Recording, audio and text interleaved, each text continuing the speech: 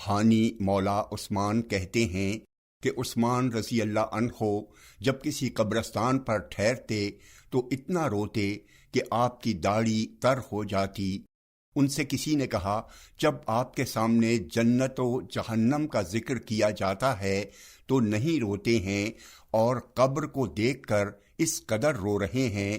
تو کہا کہ رسول اللہ صلی اللہ علیہ وسلم نے ارشاد فرمایا ہے، آخرت کے منازل میں سے قبر پہلی منزل ہے۔